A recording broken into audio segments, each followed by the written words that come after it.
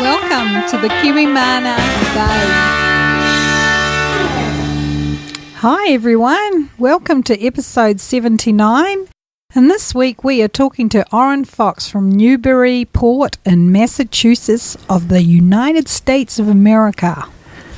The executive producers for this month's show are Aaron and Lauren from Jennings Apiaries. So you guys are getting married soon, so congratulations to that. We wish we could be there, but we'll be there in spirit, won't we, Margaret? Absolutely, and all the best with your day. And also you guys are in the US of A, and that's interesting because Orren Fox, he is from the United States, and he is promoting the involvement of young people in beekeeping. And you will find this guy a young man who is very passionate about what he does. Absolutely. And so welcome to the Kiwi Mana Buzz. My name is Gary, and that is Margaret. Hello over there. And we are beekeepers from the hills of the Waitakere Ranges in West Auckland, New Zealand. Absolutely. The best place in the world, paradise.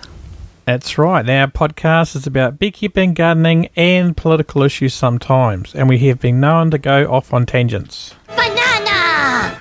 Absolutely. And you know...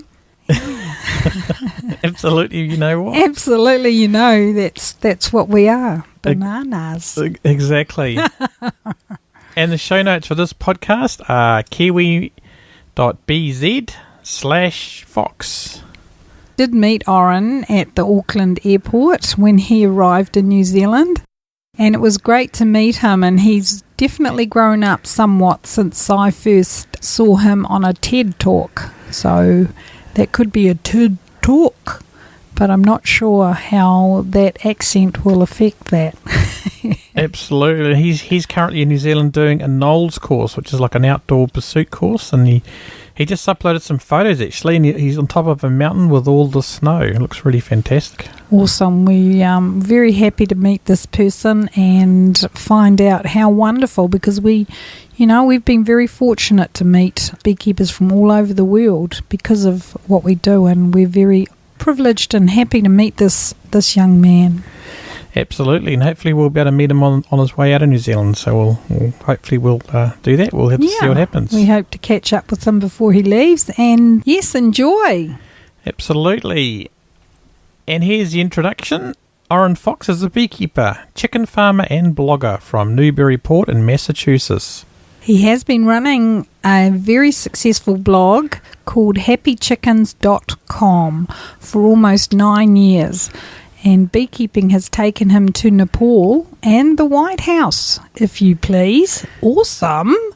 So what's next for this young man? Well, it's interesting. So I started, obviously, beekeeping just back here at my house before I took off for high school. But when I did eventually get there with the help of a bunch of faculty and a few other students, we started a little bee club. We got a few hives, and ever since, and even after I've graduated, there are still people who are caring, still kids who are caring for the bees at school. And interestingly, actually, where I'm going to college out in Colorado, they already have a little beekeeping program, which I would love to get involved in.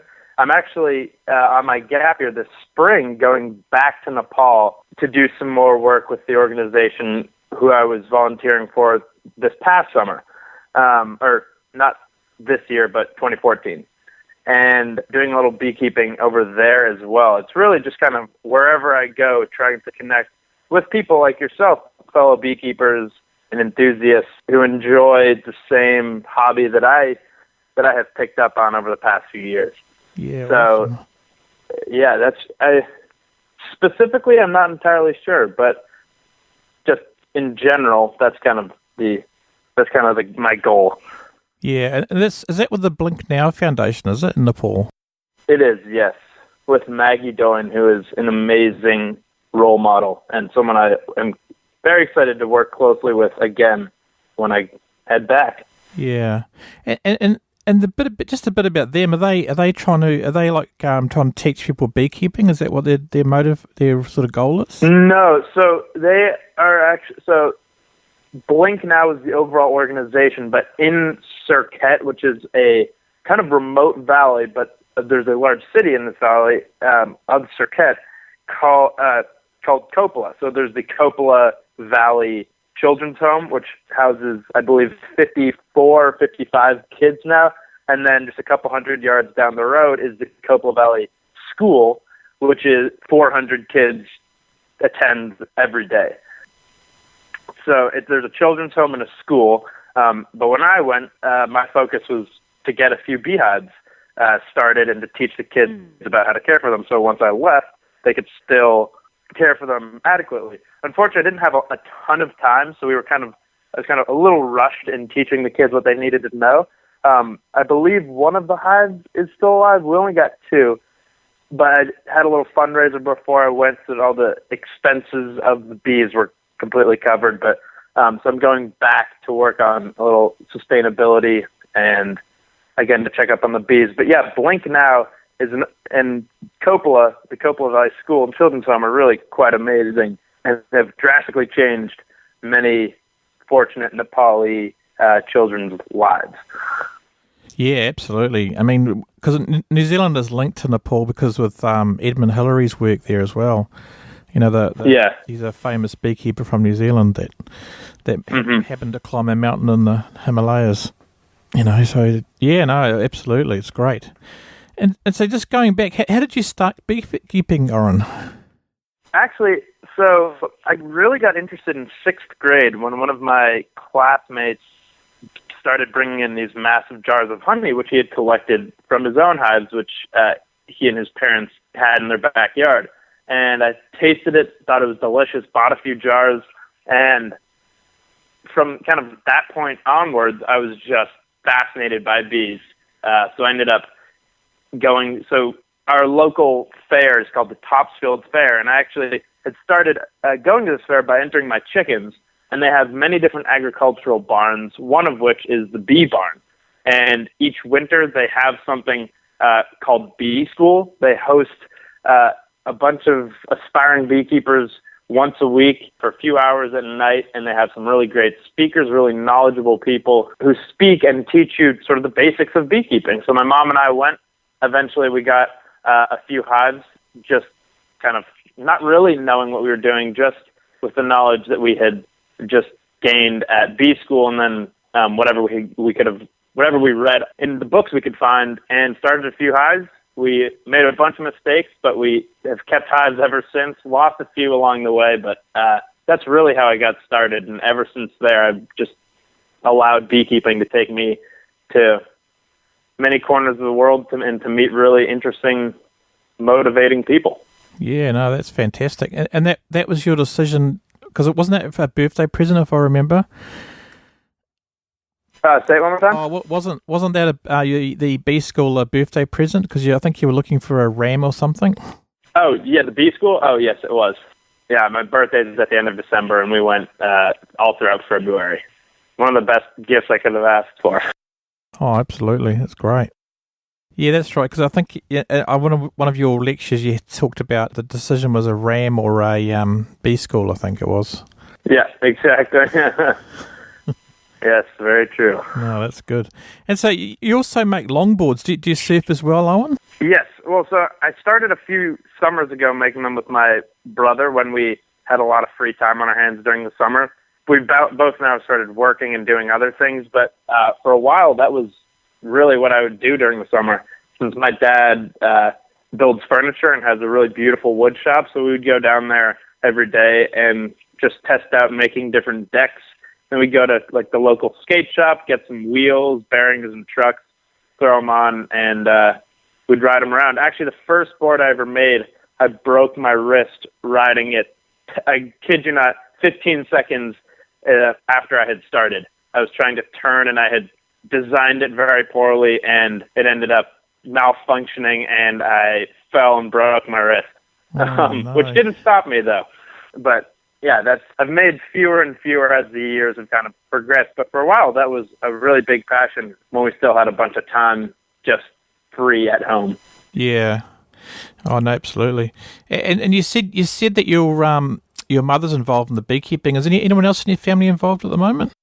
Yeah, well, both my parents have just kind of been along for the ride, learning whatever they possibly can, while I have been doing the same. So both my parents have learned with me. My brother, not so much, but my parents are both really interested in it and have kind of fallen in love with beekeeping as I have done so myself. Yeah. Oh, that's fantastic. And so one question a lot of people ask is how can we get, I mean, you're obviously very passionate about beekeeping, so how can we get young people involved in beekeeping? You know, what triggers them to become passionate about it? Well, so I've learned a lot about that specific question during high school when trying to get my friends to come out and visit our school's hives with me. And they all had different reasons for tagging along. Some liked to wear the suit, some wanted to taste the honey, and a few, when they got out there, were absolutely terrified of having thousands of bees flying very close to them, all around their head, even flying and catching on to them. So they got scared at some point, and that actually happened with most kids. But they all had their different motives for checking out the bees, and some would come once and then never come again. But most of them would come once and then kind of drop in every once in a while whenever I was checking in on the bees, just to see how they were doing. And I'm not entirely sure what motivated them to do so, but I think it, quite honestly, is sort of what got me passionate about bees, and whether it be the honey or their effect on the ecosystem, or even just the little bees themselves. It sort of depends on the person, but I think just simply by exposing more kids to the bees, you'll eventually find a few who think it's as interesting as we do, and they sort of pursue it more. Well, others might think it's interesting, but not really worth their time, and they don't really get super into it. But you'll have some people who really latch on and some who don't, and that's just kind of the way it works. But yeah, I'd say just simply by exposing as many kids as possible to bees, I think that bees and how they operate the hives, their effect on the ecosystem, like I just mentioned, is all interesting enough that if a kid starts to learn about it, that they will just immediately be intrigued. So yeah, I'd say simply just by exposing more kids to the amazing world of honeybees. Yeah, absolutely. Yeah, I mean, the great thing about kids is they've got no natural fear, eh? This is what we find that all the time. They're not scared of them very at all. True. So, and I think that's really important. No, that's great. Yeah, do you have any funny beekeeping experiences you'd like to share with the audience? Yeah, actually, so the first time that I suited up to take care of my own bees was when we were installing the packages into the hives. And interestingly, the company who made my first bee suit that I ever owned, which I have now outgrown, but I wore for many, many years, the design was kind of interesting. So on the sides, there were normal pockets just within the suit, and then there were little slits so that you could inevitably access your own pockets, like of whatever pants you were wearing. But the flaw in that design is that those simply acted as just entrances for the bees to get inside your suit. And I had no idea that this was that these two holes existed. So we were installing package after package. Of course, as you know, when installing packages, all the bees are flying around and they're everywhere. They're clinging all over you. That's really when you get covered.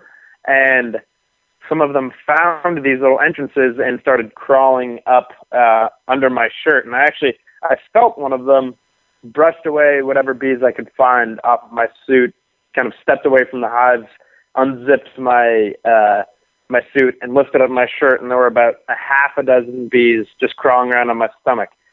I brushed them off as quickly as I could. Fortunately enough, I was not stung. That would have been a pretty brutal way to start my beekeeping experience, but I, of course, went home and sewed up those holes so that never happened again. But I guess the takeaway point is always check your suit before you put it on, because the companies who design them might think a little bit differently about the bees than you do.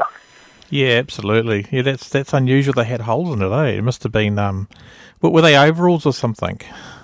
No, it's just a normal suit that had great pockets within the suit themselves, which I use all the time, but then just these holes. It is bizarre. I don't entirely know why they did it, but it was very ineffective.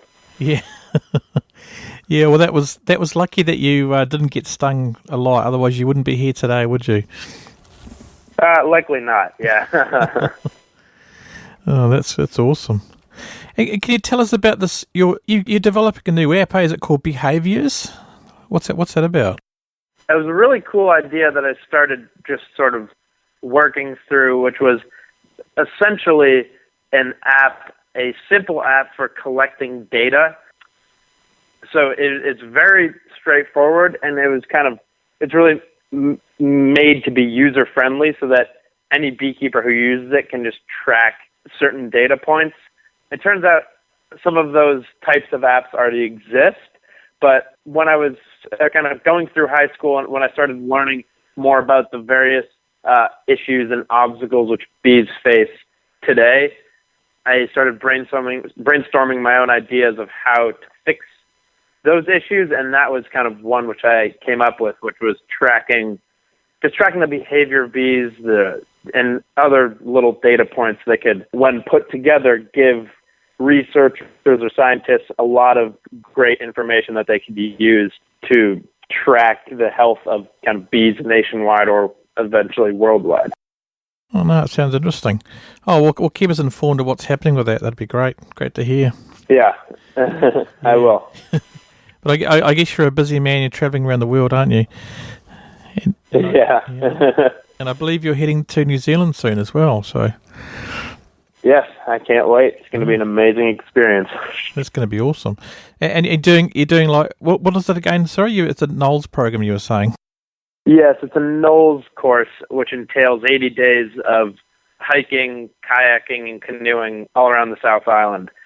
It'll be really amazing. It'll be tough and kind of test my endurance, I guess, but it's going to be 80 days in one of the most beautiful places on the planet.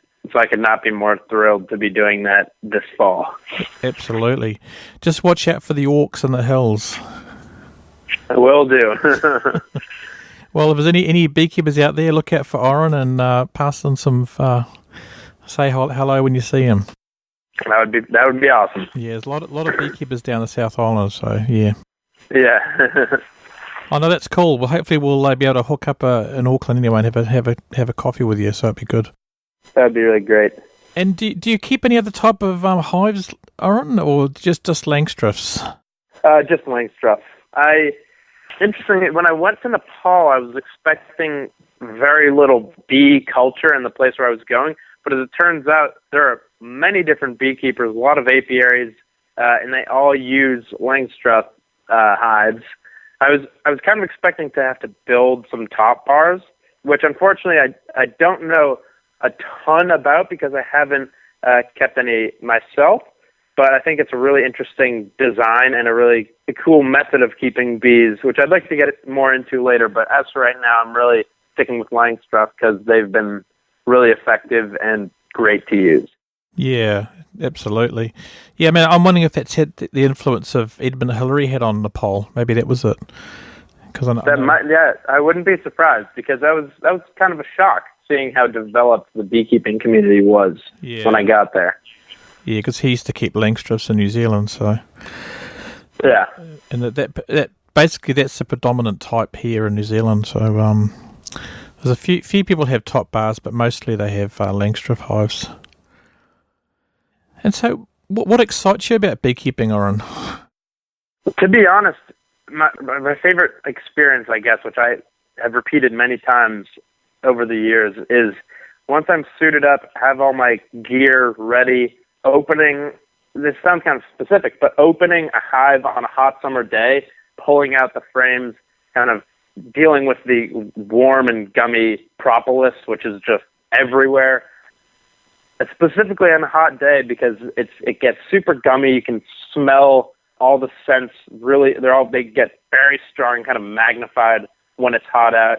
and the bees are out foraging, you see one come back with its little pollen baskets packed full of pollen, or pulling out a frame and seeing a lot of developed brood and some pollen and honey. Just that whole experience it really just never gets old. And to be honest, the beauty of a beehive is really unparalleled in nature. I mean, they're incredibly gorgeous pieces of art, I guess, and the bees themselves are unbelievably interesting.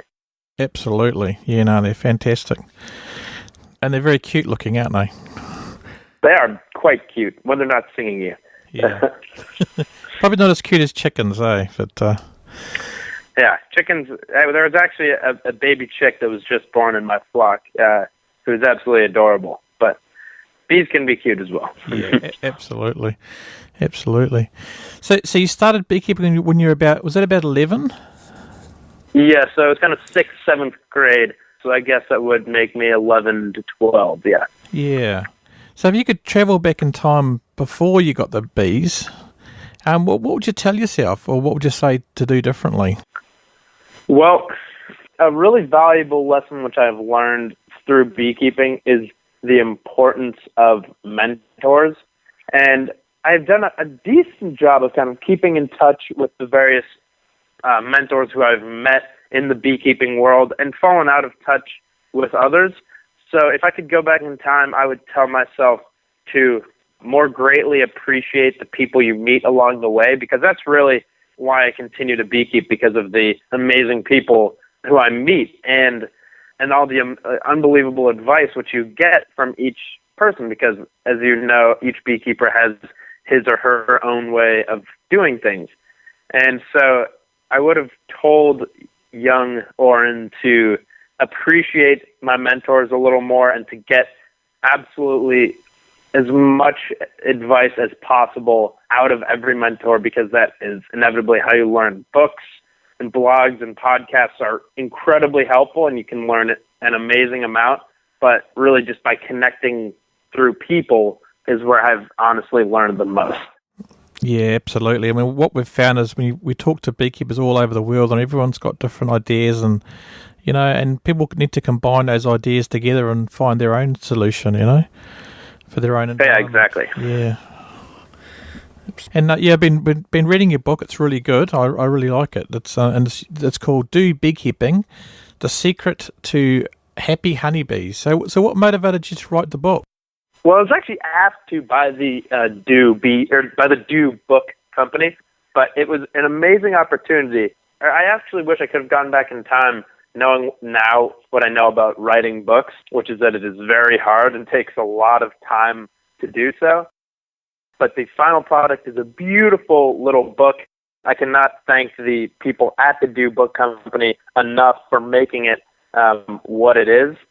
Yeah, a lot of what it is really just kind of my own thoughts about beekeeping, which, like I mentioned before, since everyone has their own method of keeping their bees, obviously I've had some people disagree with some points and agree with others, but the book honestly is not me trying to say, here's what you need to do to keep your bees happy and healthy.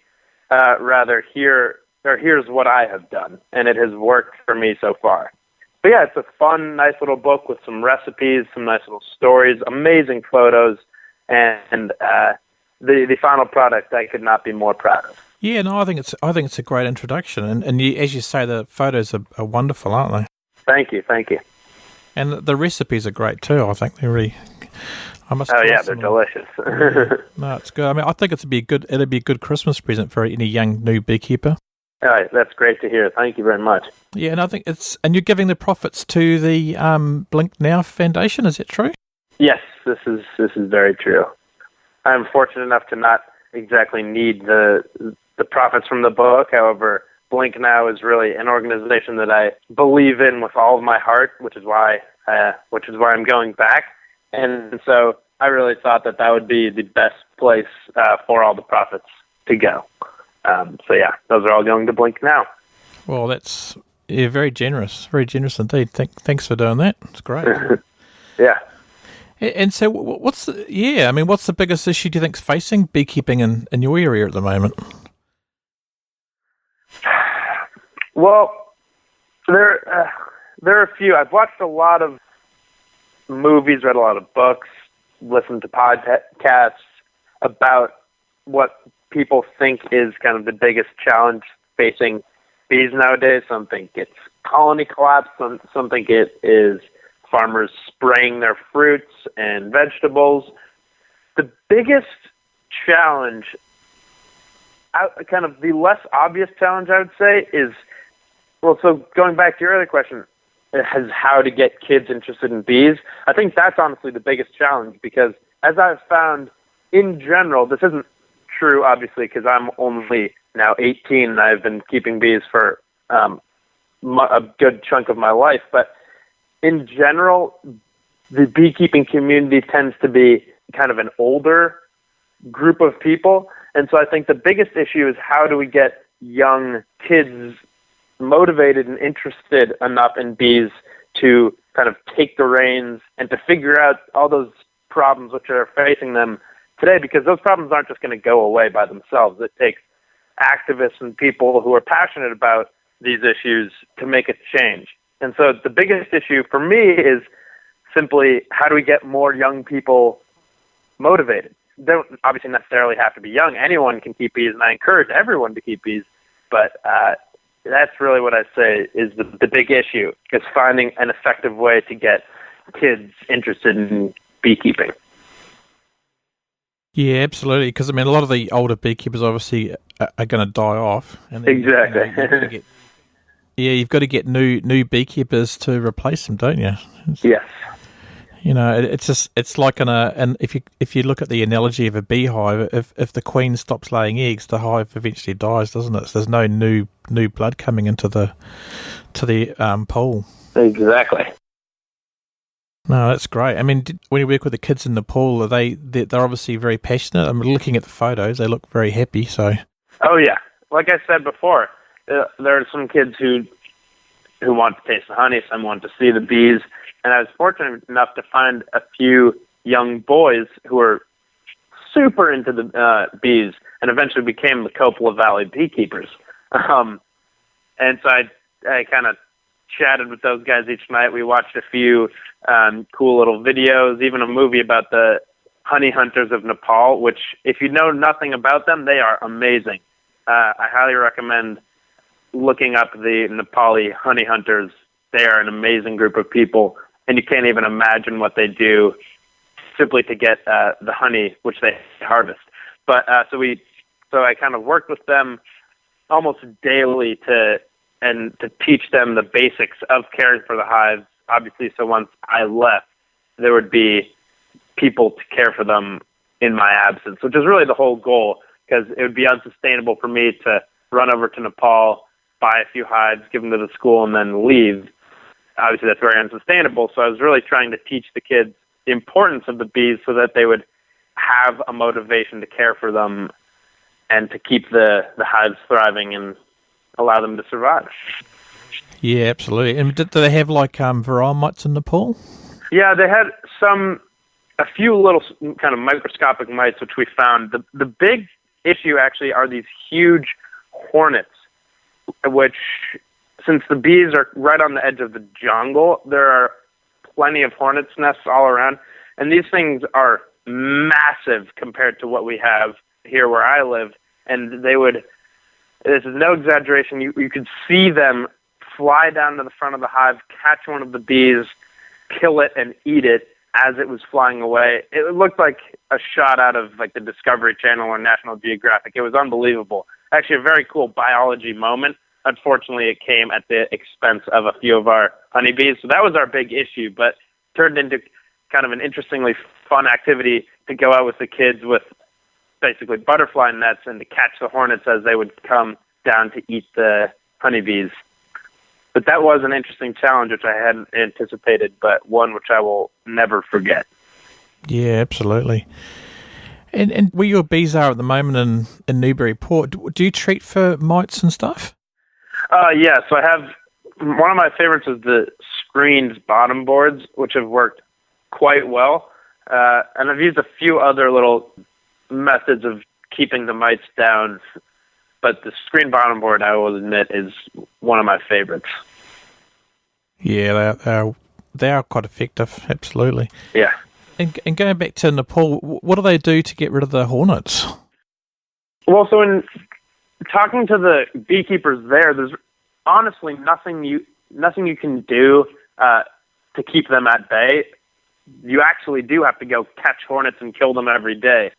They are honestly beautiful little animals. They've jet black and bright orange coloring, and they are really just interested in the bees, so you're not really at risk of being stung. But so this beekeeper, every time I would go visit his house and visit his hives, we would go out with the nets and kill a few dozen of these hornets. I mean, they always come down. They're always around the hives, so you can really kind of massacre them pretty easily. But since the jungle is so thick there, it's really you can take care of one of the hornet's nests, but I assure you, within a few days, another one will pop up.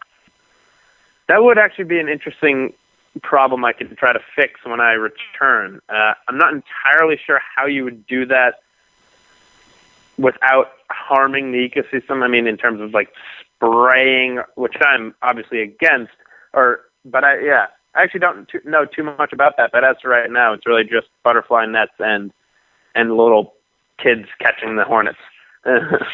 Yeah, for sure. Yeah, well, we interviewed James from Japan, and he's got a similar issue. So, yeah, check that one out. He's got a specially designed hornet trap, which is kind of like a robbing screen on the front of the hive, and the bees can get in, but the hornets can't. It obviously doesn't stop them grabbing the bees in the air, but it definitely helps his bees anyway. Yeah, I'll have to check that out, because it was honestly quite sad to watch the bees just be terrified by these massive hornets. I've seen a video called I think it's Buddha and the Bees. It's about a Buddhist monk who keeps bees in Japan, and it's they're just shocking, what they do. Yeah, it's scary. They can like devastate a hive in 20 minutes. Oh yeah. Yeah. In New Zealand we have like wasps, or as you call them, yellow jackets, and they're probably just as bad, but not as huge, are they? Yeah.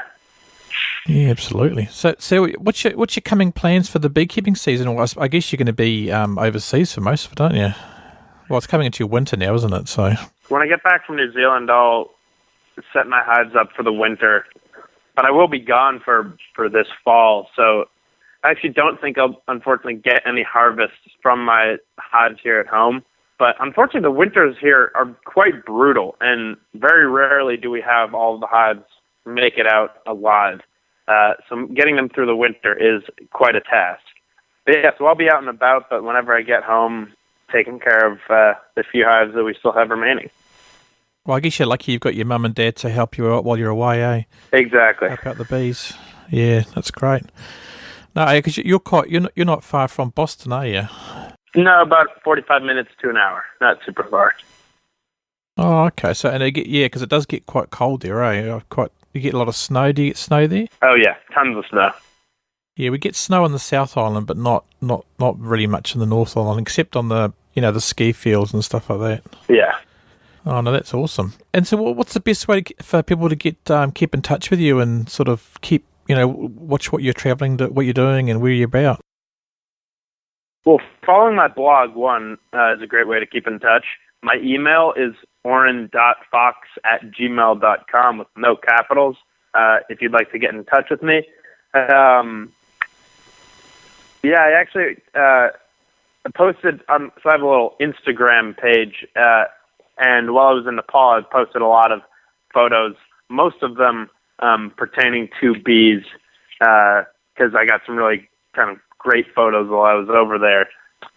But other than that, I'd really recommend keeping in touch with my blog, but also keeping in touch with the Blinknow organization, because while I'm there, I'll probably write a couple little pieces, as I did this past summer. But that is really an amazing organization, which I would encourage anyone listening to check out, because it has changed my life working with them, and obviously many lives of some fortunate Nepali people who have come in contact with them as well. Yeah, that's absolutely great. What's their website? Is it blinknow.com? Blinknow.org. Yeah, blinknow.org, that's right. Yeah. Okay, well, we'll have all those links in the show notes, and the show notes for this blog will be kiwimana.co.nz/fox. Well, thanks so much, Orren, for coming on today. It's been really great to talk to you. Yeah, it's been my pleasure. Yeah, we wish you all the best for your adventures in New Zealand, and we hope it all goes well. Thank you very much. Awesome. Thanks for listening, guys. And Orren is also the writer of a beekeeping book called Do Beekeeping, The Secret to Happy Honeybees, and you'll enjoy this. And he's very passionate about what he does, so support this young man, and he is trying to encourage people to get their children involved in beekeeping, and he's actively doing something about it. So we admire him, and we're very happy to have met him, and you'll enjoy this book from him. So support him if you can, guys. Absolutely, and all the profits for this book go to the Blinknow Foundation, which is helping people in Nepal. They have an orphanage there, and so getting behind buying this book, and it'd be a great Christmas present, wouldn't it, for all the young kids in the audience? Absolutely.